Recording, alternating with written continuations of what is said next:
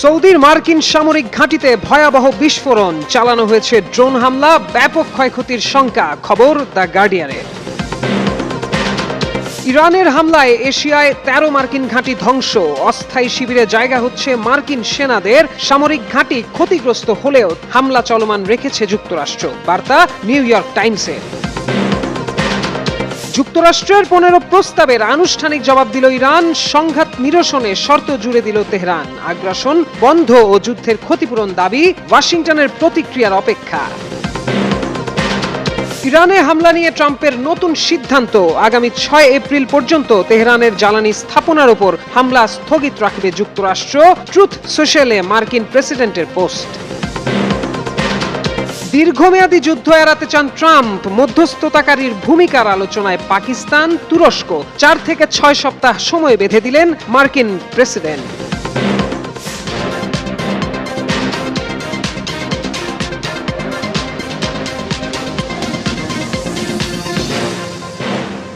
Saudi আরবে অবস্থিত মার্কিন সামরিক ঘাঁটিতে ভয়াবহ বিস্ফোরণের ঘটনা ঘটেছে। ইরানের আধা সরকারি সংবাদ সংস্থা তাসনিম নিউজ এজেন্সির বরাত দিয়ে ব্রিটিশ সংবাদ মাধ্যম দ্য গার্ডিয়ান এই খবর জানিয়েছে। প্রতিবেদনে বলা হয়, ইরানের ইসলামিক বিপ্লবী গার্ড বাহিনীর সঙ্গে সংশ্লিষ্ট এই সংবাদ সংস্থা বলেছে, বিভিন্ন আন্তর্জাতিক সংবাদ মাধ্যমের খবরে সৌদি আরবের পূর্বাঞ্চলীয় সুলতান আমির ঘাঁটিতে ড্রোন হামলার কথা উল্লেখ করা হয়েছে।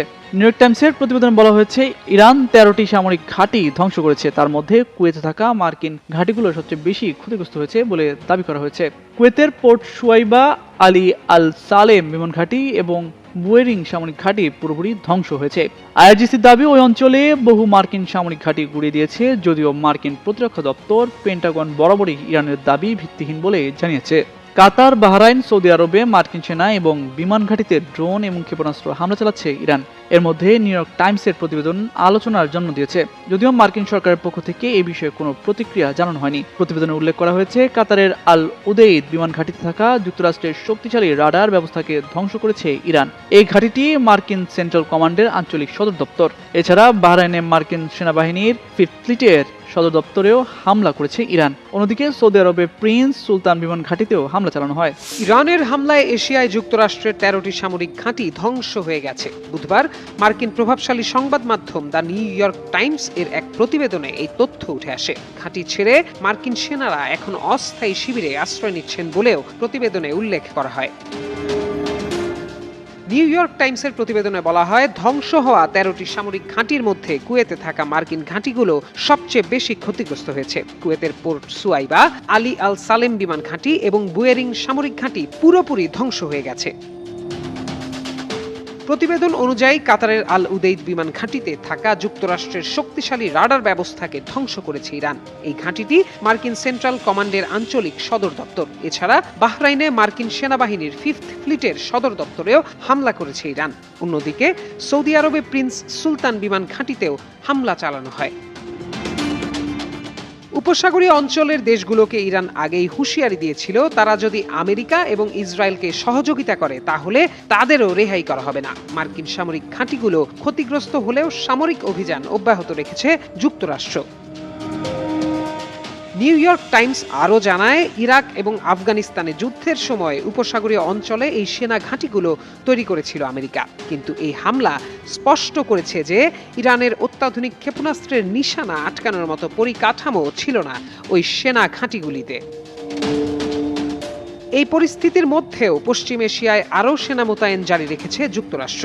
আল জাজিরার এক বিশ্লেষণে বলা হয়েছে, ইরানের বিরুদ্ধে যুক্তরাষ্ট্রের সামরিক অভিযান অপারেশন এপিক ফিউরি শুরুর প্রায় 4 সপ্তাহে এসে অঞ্চলটিতে মার্কিন উপস্থিতি উল্লেখযোগ্যভাবে বেড়েছে। এরই মধ্যে বিমান হামলায় ইরানের ৯,০০০-এর বেশি লক্ষ্যবস্তুতে আঘাতের দাবি করেছে মার্কিন সেন্ট্রাল কমান্ড সেন্টকম। বর্তমানে অঞ্চলে মার্কিন নৌবাহিনীর বিমানবাহী রণতরী USS আব্রাহাম লিঙ্কন সহ বিভিন্ন স্ট্রাইক গ্রুপ সক্রিয় রয়েছে। একই সঙ্গে যুক্তরাষ্ট্র নতুন করে মেরিন বাহিনী ও প্যারাট্রুপার মোতায়েন করছে। আল জাজিরার বিশ্লেষণে বলা হয়, যুক্তরাষ্ট্র 3টি প্রধান বাহিনী মোতায়েন করছে। এর মধ্যে রয়েছে Tripoli amphibious ready group, boxer amphibious ready group এবং 82তম এয়ারবোর্ন ডিভিশনের দ্রুত প্রতিক্রিয়াশীল বাহিনী। এসব বাহিনীতে অতিরিক্ত প্রায় 7,000 সেনা যুক্ত হয়েছে। ত্রিপলি গ্রুপে প্রায় 2200 মেরিন সদস্য রয়েছে, যারা আকাশ ও সমুদ্র পথে দ্রুত অভিযান চালাতে সক্ষম। অন্যদিকে বক্সার গ্রুপেও প্রায় একই সংখ্যক মেরিন ও নৌ সদস্য রয়েছে। আর 82তম এয়ারবোর্ন ডিভিশনের সদস্যরা বিশ্বের যে কোনো স্থানে স্বল্প সময়ের ব্যবধানে যে কোনো রকম আঘাত আনতে সক্ষমতা রাখে। প্রত্যয় দাস, যুগান্তর নিউজ।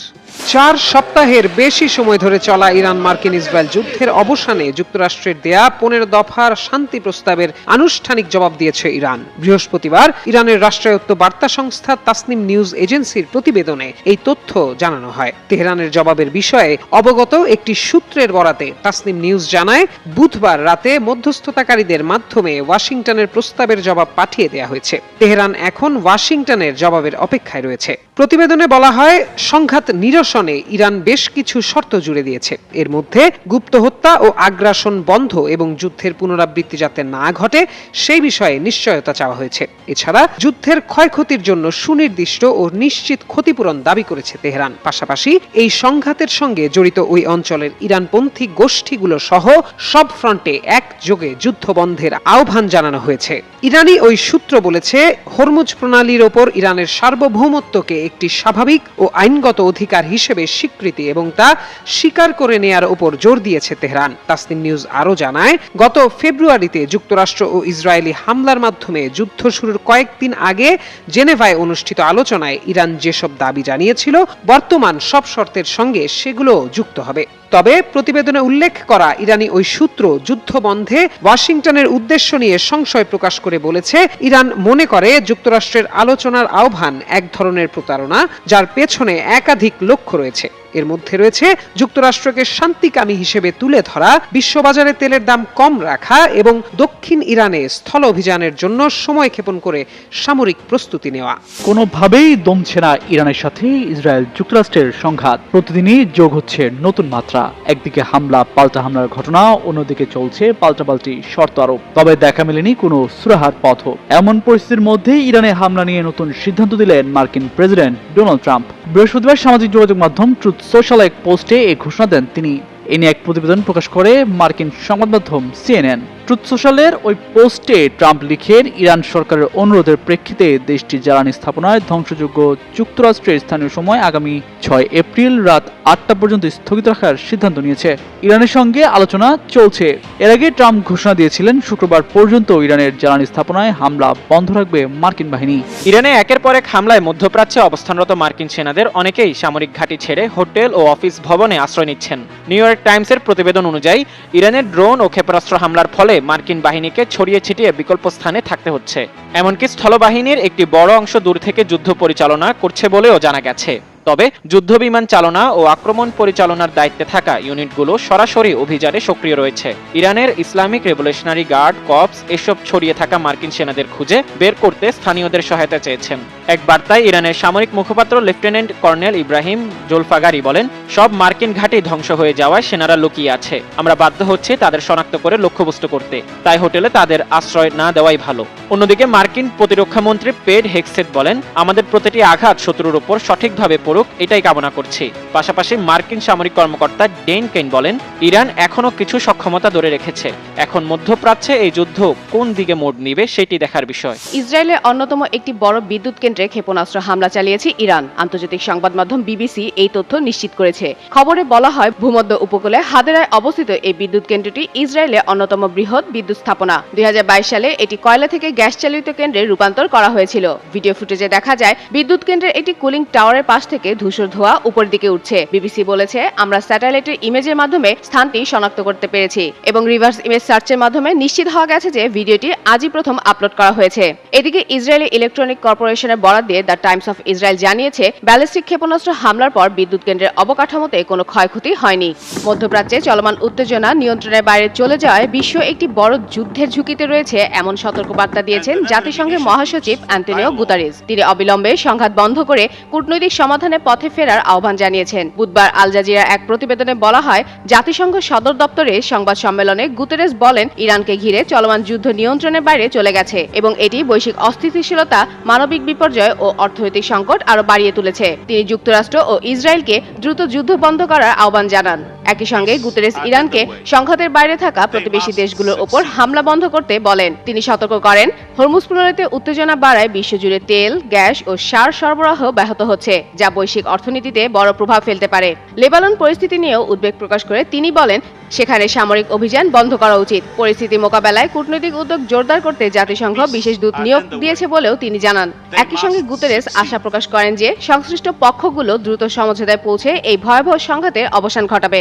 28 ফেব্রুয়ারি 2026 যুক্তরাষ্ট্র ও ইসরায়েলের আকস্মিক যৌথ বিমান হামলায় হত্যা করা হয় ইরানের সর্বোচ্চ ধর্মীয় নেতা আয়াতুল্লাহ আলী খামেনিকে। এরপর থেকেই কঠিন প্রতিশোধে মত্ত তেহরান। একে একে হামলা চালানো হয় উপসাগরীয় দেশগুলোতে অবস্থিত বিভিন্ন মার্কিন সামরিক ঘাঁটিতে। ধ্বংস করা হয় প্রায় $4.5 বিলিয়ন মূল্যের অত্যাধুনিক কয়েকটি মার্কিন রাডার ব্যবস্থা। এতে করে আগের তুলনায় খুব সহজেই মধ্যপ্রাচ্যে অবস্থিত ইসরায়েল মার্কিন স্থাপনায় ড্রোন ও মিসাইল হামলা চালিয়ে যাচ্ছে ইরান।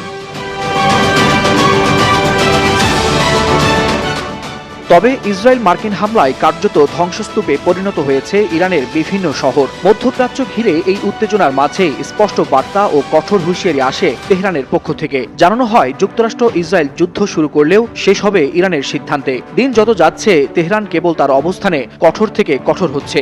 ইরানের যুদ্ধনীতি যখন স্পষ্ট ও লক্ষ্য স্থির, ঠিক সেই মুহূর্তে যুক্তরাষ্ট্র হাজির হলো তথাকথিত 15 দফা শান্তি প্রস্তাব নিয়ে। আর এই প্রস্তাবের পর থেকেই আন্তর্জাতিক মহলে উঠছে নানা ধরনের প্রশ্ন। ট্রাম্প কি তবে এবার ইরানের চাপের মুখে নাজেহাল?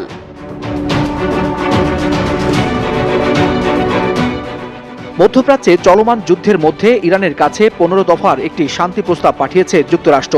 এমন তথ্য সামনে এসেছে রয়টার্স, নিউ ইয়র্ক টাইমস ও ইসরায়েলি গণমাধ্যমের প্রতিবেদনে। খবরে বলা হয়েছে, পাকিস্তানের মাধ্যমে এই প্রস্তাব তেহরানে পৌঁছানো হয়েছে। একই সঙ্গে পাকিস্তান সম্ভাব্য শান্তি আলোচনার আয়োজক হিসেবেও আগ্রহ দেখিয়েছে। মার্কিন প্রেসিডেন্টের 15 দফা শান্তি প্রস্তাবের আলোচ্য শর্তগুলোর মধ্যে রয়েছে হরমুজ প্রণালী আবারও আন্তর্জাতিক চলাচলের জন্য খুলে দেয়া, ইরানের পারমাণবিক কর্মসূচি সীমিত বা গুটিয়ে ফেলা এবং আঞ্চলিক প্রক্সিগুলোকে সমর্থন বন্ধ করা। ইরানি চ্যানেল 12-এর বরাতেও এমন কিছু শর্তের কথা বিভিন্ন প্রতিবেদনে উঠে এসেছে। বিনিময়ে ইরানের উপর আরোপিত নিষেধাজ্ঞা শিথিল বা প্রত্যাহারের বিষয়টিও আলোচনায় আছে বলে দাবি করা হচ্ছে।